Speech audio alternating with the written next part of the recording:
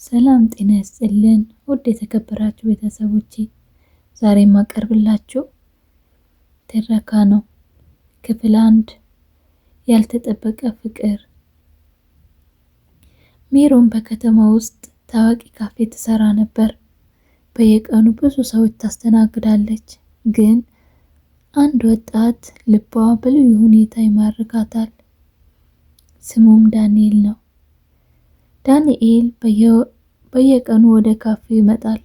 አንድ ሲኒ ቡና ይዞ ጸጥ ብሎ ይቀመጥ ነበር።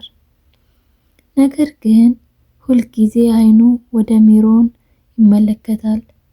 አንድ ቀን ዳንኤል በድፍረት ወደ እሷ ቀርቦ በየቀኑ የምመጣው ቡና ለመጠጣት ብቻ አይደለም አላት፣ ሳቅ እያለ። ሜሮን በድንጋጤ በተሞላ ስሜት ታዲያ አለችው ፈጠን ብላ። ዳንኤል ፈገግ ብሎ ፈገግታሽ ለማየት ነው አላት። ሜሮን ፊቷ ቀላ፣ ልቧም በፍጥነት መምታት ጀመረ። ከዚያ ቀን ጀምሮ ሁለቱ በጣም ተቀራረቡ።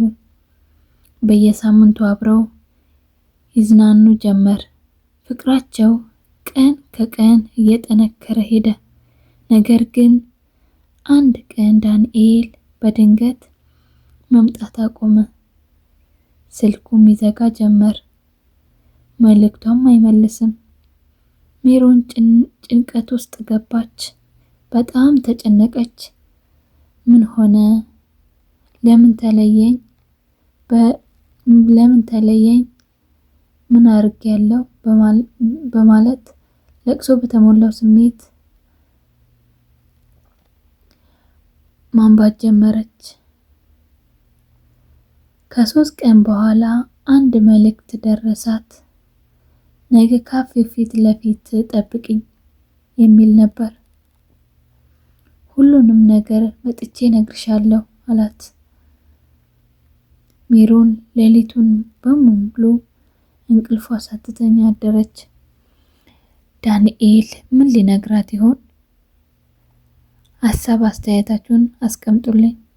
ከወደዳችሁ ላይክ፣ ሰብስክራይብ በማድረግ ቤተሰብ ሁኑ። ክፍል 2 ይቀጥላል።